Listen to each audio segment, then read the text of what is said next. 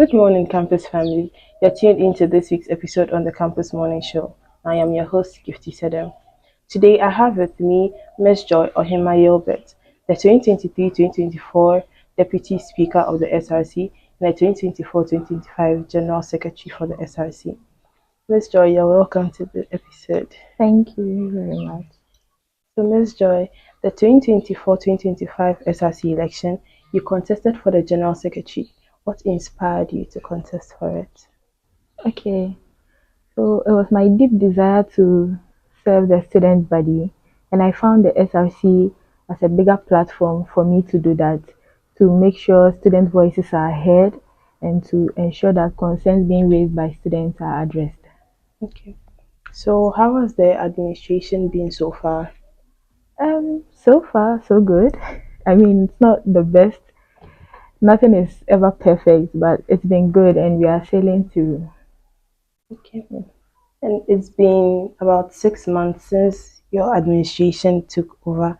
What is one thing you can say you've achieved for the SRC students body? Okay, concerning stuff we've achieved for the past 6 months, SRC has been able to secure jerseys for the female sports team.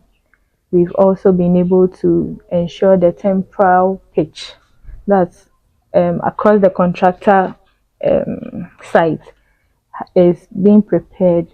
That was in collaboration with the Senior Staff Association, and SRC contributed 4 poles to that course. Those are some of the things we've been able to achieve within the past 6 months.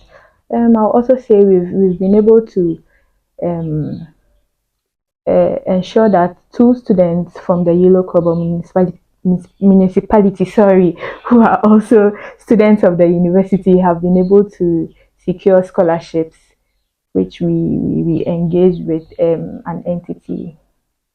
Yeah. That's great. So, in this period, has there been any challenges?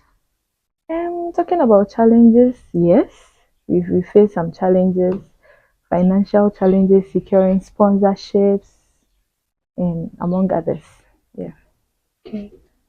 Can you tell us like a little more about the challenges? Like how you are able to like stop Okay. it or you understand? Address them. Okay.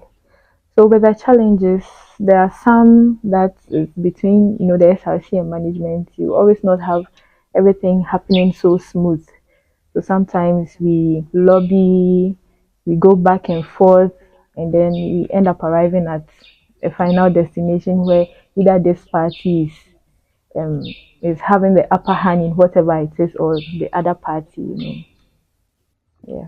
Okay. So what is one flagship project that the SRC is looking forward to embark with the students? And with that, you know, with one particular concern that's being raised by a lot of students, that is not having places to sit during their leisure, taking time between lectures. Usually we don't have enough benches around, the cafeteria isn't big enough, and all of that. We don't have enough lecture halls, so you find students just loitering about and having nowhere to sit. And so one flagship project SRC wants to embark on is the Student Relaxation Center. That's a 300-seater one. At least this is going to curb the situation a bit and to make, some of those issues a bit more flexible and a bit solved. Not totally, but at least it's going to improve on some of those issues. Okay, that's great.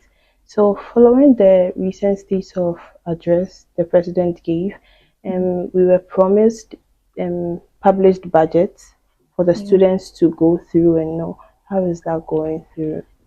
I think that's great because that's to ensure transparency and accountability. Make sure that students are being involved and are aware of whatever that's going on within the SRC, and I think that's been done. Last week, the financial secretary posted on all notice boards the SRC budget. So that's there. Now encourage all students to go to the notice boards and they'll have access to it. Okay, thank you. So as the chairperson of Clubs and Society, Yeah. what is the um, effort you've put in place for the registration of political associations on campus? Okay. Concerning the registration of political associations, I would say we all know how it's been a bit tough going from Mr. Benadakowa's administration all through Estapa's, Miss Estapa's administration till now, and it's a rising concern. We are all trying to see how to go about it. Um, Somewhere last 2 weeks, I had an informal. I mean, I met the dean informally, and we spoke about other issues when that popped up, and dean mentioned that there was a little embargo on it, and we are still trying to see how we can sail through to maneuver through to make it happen. So it's still an ongoing thing. We are trying to um bring up or to ensure that it comes up as students want. So yeah, that's what I can say. Okay. So if there's something like you would want to tell the leaders of these political associations, what would it be? The leaders of these political associations that are staying in TESCON outside UESD or okay within UESD, those things do not Yes. even exist. So outside UESD, I want to plead on the behalf of SRC for them to step in this situation if they can engage with the management and convince them more why this these associations should be allowed to function. I'll be so grateful because it goes a long way to benefit the school, putting all other negative um, stuff aside. It helps bring up developmental projects, infrastructure, and all of it. So yeah, I think it's a good thing, and I'll plead on the behalf of political leaders to step in this situation. Okay. So, um, with your personal manifesto, before you were elected, you had a own personal manifesto. So, has there been any challenges you've gotten in delivering them? And what are some like projects you have in mind to personally embark on?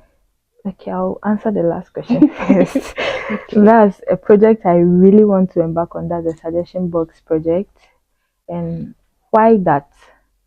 Because I I I observed and I came to a realization that students want their voices heard, and it's not every student that has the means to, because some students do not have access to smartphones and internet and all of it. So we cannot limit it to the fact that students should voice out their concerns on social media platforms and all. So I thought of the suggestion box project where those without such means can also voice out by writing on a piece of paper, dropping it into the suggestion box, which will be accessed either monthly or quarterly, and then we address some of those concerns. Okay. Yeah. And challenges are faced within my office.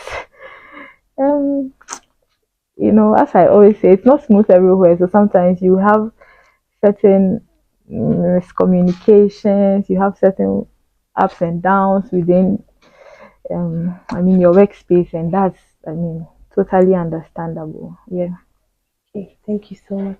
So, Thank you too. what's for your final words? What do you want to tell the general school population? Okay, for my final words, I would like to tell the general school population to first engage more.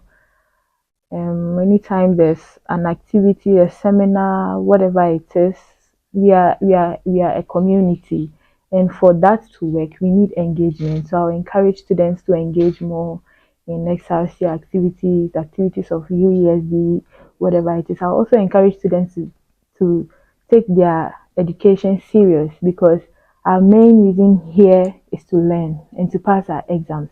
So I'm going to encourage students to also make sure they are studying, and then prioritize your social life as well, because books wouldn't do it all.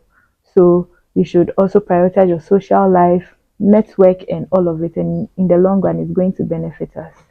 Thank you so much, Ms. Joy, for Thank being. you too. Thank you so much. Really appreciate you. Okay. That will be all for today. Make sure to follow us on all our social media platforms at the UESD Insider. Thank you.